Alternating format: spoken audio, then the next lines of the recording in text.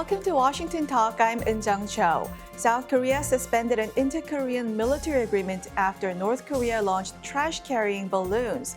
South Korea will conduct artillery drills near the border this month and is ready to resume loudspeaker broadcasts. Today we discuss the latest security developments on the Korean Peninsula.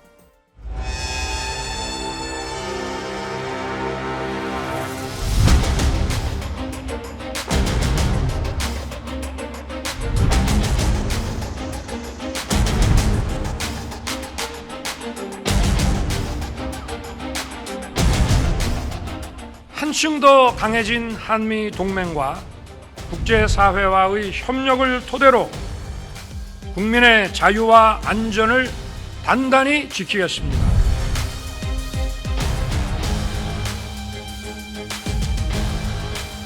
Quite a disgusting tactic, irresponsible, childish, and it should come to an end.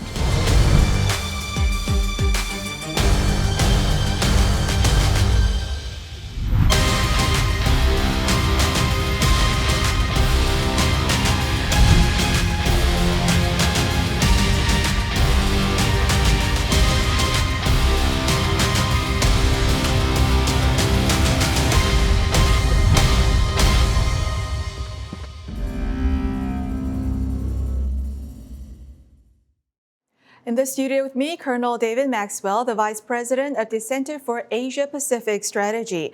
He's a member of the Board of Directors of the Committee for Human Rights in North Korea. Colonel Maxwell was a former military planner for the ROK U.S. Combined Forces Command. Also joining us, Dr. Sung-Yoon Lee, Fellow at the 윌슨센터. He is also a member of the Board of Directors of the Committee for Human Rights in North Korea. Dr. Lee was previously Professor of Korean Studies at the Fletcher School of Tufts University. Professor Lee authored The Sister, North Korea's Kim Yo-jong, the Most Dangerous Woman in the World. Welcome to the program.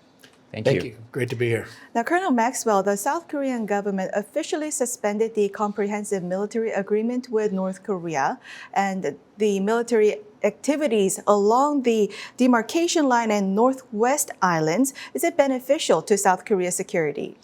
Yes, it is, because the CMA suspended certain activities within the vicinity of the DMZ, intelligence, surveillance, reconnaissance activity, live fire training, and this really lowered the readiness of some of the frontline forces.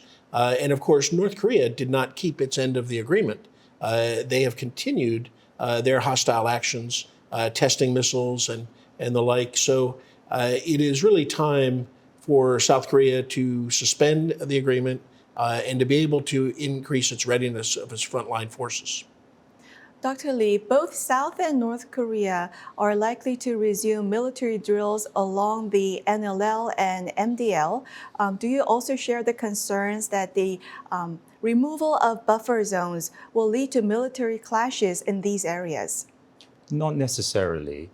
When North Korea chooses to provoke, it will. The comprehensive military agreement, as we know, was an annex to the so-called Pyongyang Declaration signed by Kim Jong-un and President Moon in September 2018. It's basically a rehash of the 2007 joint statement by Kim Jong-il and the former South Korean President Roh Moo-hyun. There are many aspirational items in this agreement of 2018, the resumption of inter-Korean projects like Kaesong Industrial Complex, Mount Kumgang project, and so on. Even Kim Jong-un visiting South Korea at an early date, the North and South jointly commemorating the 100th anniversary of the March 1st independence movement of 1919, and so on. None of this, utterly unsurprisingly, has come to pass.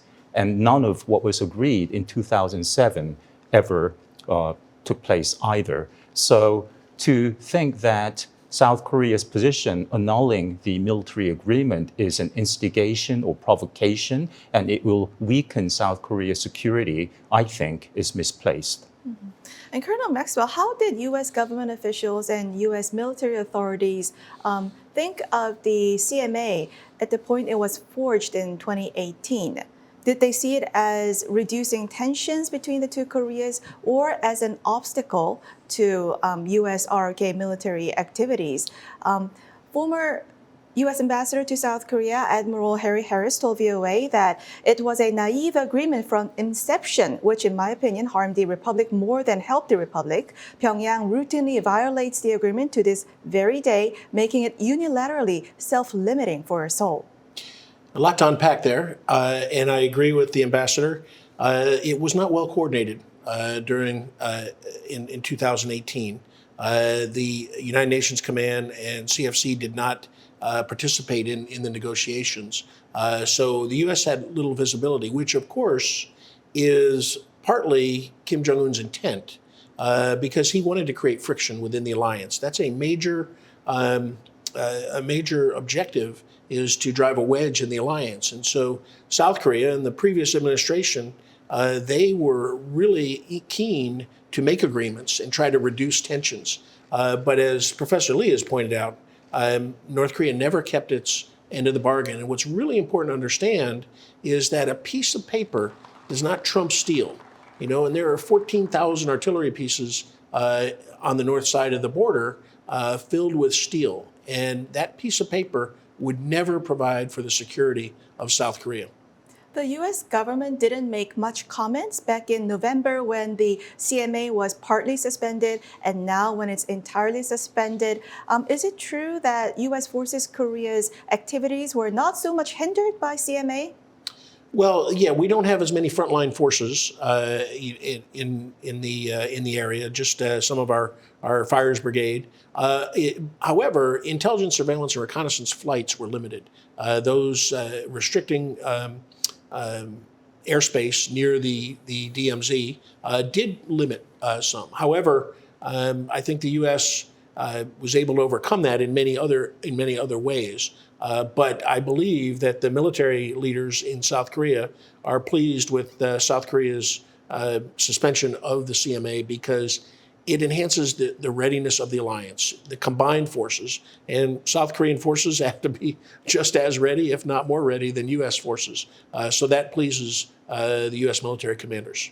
A former senior Pentagon official told me that he disagrees with the view that CMA compromises the surveillance and reconnaissance capabilities because U.S. is already seeing into North Korea from satellite. Yes, but you need redundancy. You need to view things from different perspectives. Just depending on satellites is not is not the best way to conduct ISR. You need to use the right capabilities to see the right things. There are, of course, imagery, there's signals intelligence, and so you need to have all the capabilities. And yes, we were able to mitigate the restrictions, comply with the CMA because South Korea negotiated it. And so we overcame that. But by removing it, now we can use the full aspect of our ISR capabilities without the previous restrictions. Dr. Lee, North Korea sent some 1,000 balloons carrying all kinds of trash, and Kim Yo-jong is in charge of North Korea's propaganda and agitation department. She also made a statement after the first wave of balloons. Do you think Kim Yo-jong's approaching things has impacted this latest balloon campaign? And don't you think it's a bit too extreme and crude in expressing North Korea's upsetness regarding South Korea's leaflet campaigns? It is crude and quite pungent, and we've seen North Korea send balloons filled with trash in the past, but now feces, whether animal or human waste, is avant-garde in its crudeness. Kim Yo-jong has, we know, repeatedly insulted Korea, has insulted the former South Korean president, the current president, for example, referring to President Moon as, quote, a parrot raised in America, a scared dog, revolting to look at, first-class idiot, and so on. And now she's physically insulting and endangering South Koreans by sending these balloons filled with all kinds of contaminants. And there's an element of psychological manipulation, political warfare here. She's trying to instill in the South Korean government and the public the fear of escalation that is one day North Korea, including perhaps biological or chemical weapons inside the balloons. So there's a lot going on, and we can expect Kim Yo-jong to issue another order to send more balloons filled with filthy material, because she herself threatened to retaliate dozens-fold. And her deputy vice defense minister, Kim Gang-il, on June 2nd said if South Korea sends more balloons into the north, then there'll be 100-fold retaliation. Colonel Maxwell, Dr. Lee just mentioned that the fear of escalation that Kim Yo-jong is trying to instigate. How serious is the possibility that North Korea may top these balloons with chemical and biological weapons? North Korea this time verified how far the balloons can fly with South Korea's detailed media reports. Yes, I think it's very possible. I agree with Professor Lee that they could use biological or chemical weapons. Of course, if they do, I mean that is an act, really an act of war. By using weapons of mass destruction, which is what those would be. I don't think that they're ready to go that far. I think that they are they're really telling us how afraid they are of South Korea and South Korean information. And this is kind of mirror imaging. They're trying to get South Korea to stop allowing the escapees, the defectors, to send balloons to the north. And so they're trying to instill fear in the South to cause the Korean government to make them stop. And so I think that it will continue, but I don't think it will escalate to that level. Now that said, there are other things that they're conducting at the same time. At least 4 to 5 days of GPS jamming in the frontline areas, which is dangerous for many reasons, particularly aircraft that could be transiting to Incheon. Dr. Lee, South Korean military has been successful in deterring North Korea's further launches of balloons by hinting at the use of frontline loudspeaker broadcasts. Do you think South Korea should immediately start the frontline loudspeaker broadcast to make North Korea pay for its trash balloon campaign? Well, once North Korea sends more balloons into the south, yes, South Korea should resume loudspeaker broadcast and not make the mistake of the previous South Korean administration back in 2015, upon which North Korea fired shots into the south in complaining against the loudspeakers. The two sides did a marathon negotiations, and then in the end, South Korea agreed to shut down the loudspeakers. But you see, in that case, in my humble opinion, North Korea won that round because North Korea's right to shoot, so-called, against South Korea's right to impart free speech, there is no equivalence, certainly no moral equivalence, and North Korea was able to get away with that. So North Korea will complain if South Korea broadcasts K-pop into North Korea. Well, then perhaps the South Korean government can say, hey, Kim Jong-un invited the fabulous ladies group Red Velvet to Pyongyang to perform in Pyongyang back in April 2018. What's the matter? Colonel Maxwell, Dr. Lee just mentioned about the 2015 incident where North Korea fired artillery across the border. What should be South Korea's option if same thing happens again? And what could be some of the countermeasures to break this vicious cycle? Well, if they use artillery and it fires into South Korea has to take action to defend themselves. They will conduct counterfire and should rightly destroy those systems that fired into South Korea. And I think that South Korea is well prepared to do that now.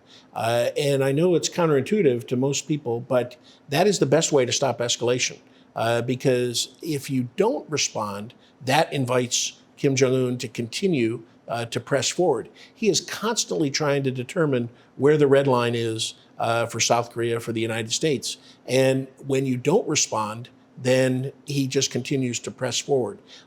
Kim Jong-un also knows that he can't escalate because by taking that initial action, he puts South Korean forces on high alert. And Colonel Maxwell, in your recent op-ed, you suggested exploiting Kim Jong-un's fears. Psychological warfare and loudspeaker broadcasts come to my mind. What is Kim Jong-un afraid of, and how can the United States and South Korea exploit his fear?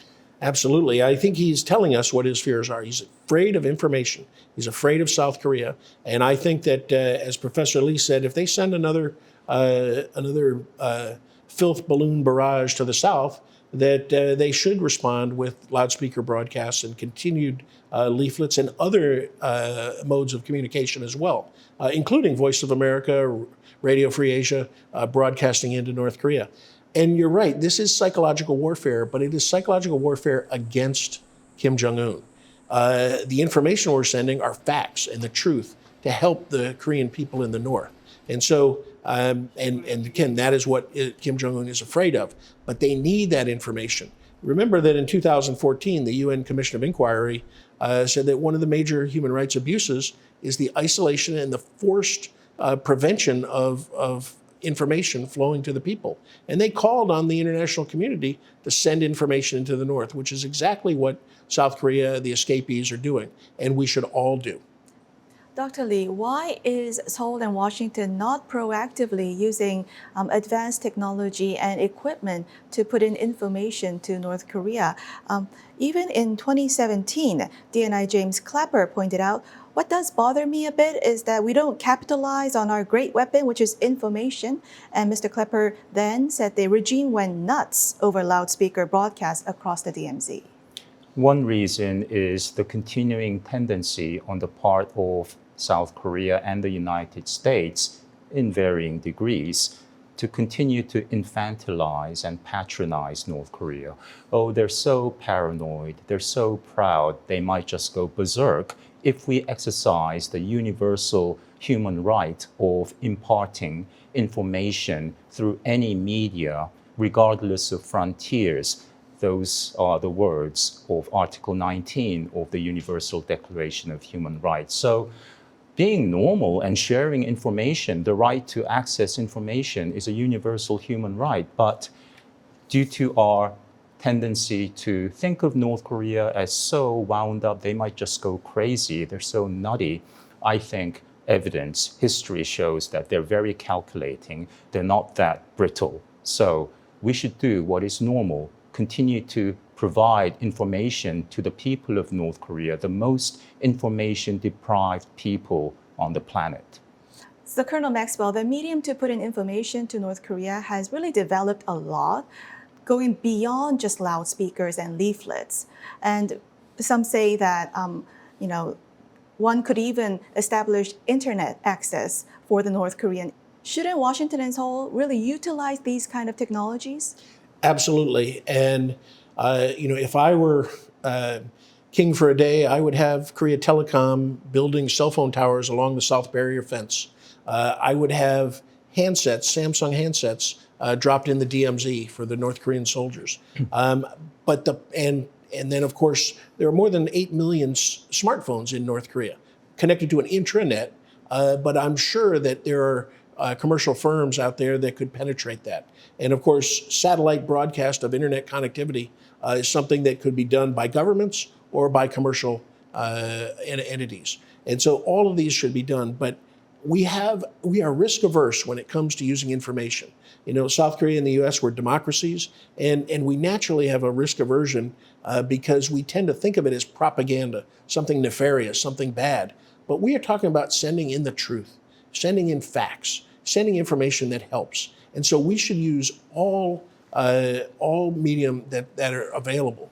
And of course, electronically, there is a lot of information that is being passed around inside North Korea, and we need to facilitate that. We have a saying in Special Forces that it's easier to get permission to put a Hellfire missile on the forehead of a terrorist than it is to put an idea between his ears. And that's how risk averse we are. Now, of course, we'd like Kim Jong-un to know that we could put a JDAM on him, but we really want to put the ideas and the information into the minds of the Korean people in the North to help them. You mentioned JDAM. Now, the South Korea, US, and Japan will hold new trilateral joint multi-domain exercises, Freedom Edge, this summer. This multi-domain exercises is training in various domains, including surface, underwater, air, and cyber. How does this differ from previous trilateral exercises? It is very significant. In fact, it's not only significant, it's historic. The previous exercises have been very low-level, routine, search and rescue, usually in a single domain. And so what is happening now is that we are really institutionalizing the agreements of the three leaders at Camp David. we are going to be conducting large-scale operations. That's what multi-domain, as you described it, but also at the strategic level, the operational level, the tactical level. This is going to give interoperability, which already exists between South Korea and the United States and Japan and the United States, but now the three countries are going to be able to coordinate, collaborate, and they're going to be prepared for contingencies throughout Indo-PACOM, not just in a single geographic region, because all three countries have security and economic interests throughout all of Indo-PACOM. And so the trilateral exercise, Freedom Edge, is really going to raise the security capabilities of the three countries to a new level and really bring the ability to defend their interests on a scale that's never been seen before. Dr. Lee, how will Freedom Edge affect North Korea's strategic calculus, and how will the trilateral exercises affect China's increasingly assertive actions in the South China Sea? And if tensions escalate as a result of Chinese reaction to increased trilateral exercises, how can this be managed? Well, Northeast Asia is a very rough neighborhood. You have 6 of the world's largest armies, not necessarily in manpower, but also Japan is a world-class, military. I think many South Koreans don't appreciate that. And as you know very well, Ms. Cho, there's such residual antipathy toward Japan from the brutal colonial occupation. Most South Koreans stand adamantly opposed to any Japanese troops' presence in a contingency situation in the Korean Peninsula. But Japan is a world-class military, especially the maritime self-defense forces. And indeed, even in the early phase of the Korean War, Japanese former Imperial Navy officers, they participated in minesweeping operations. And it was controversial because, as the New York Times in an editorial argued on August 12th, that Japan's sovereignty had not been restored, so therefore the Japanese are acting like mercenaries. The South Koreans would oppose Japanese troops' presence, and also, most importantly, the Soviet Union and the People's Republic of China may use this to escalate, to start World War III, which of course didn't happen. But what is most important is that the three nations, the three democracies in Northeast Asia, the United States, the Republic of Korea, and Japan stand firmly together against the autocracies in the neighborhood. China has shown a consistency, a mantra when North Korea causes trouble, like conducting a nuclear test. Over the past 3 decades, China counsels calm, resolution through dialogue, for God's sake, no use of force, and that is, very wise stance. So South Korea should adopt the same rhetoric and tell the Chinese that we stand opposed against any provocation, armed attack by North Korea. And we stand opposed also to any change in the status quo in the Taiwan Strait, meaning we don't support Taiwanese independence and we certainly don't support Chinese invasion of Taiwan.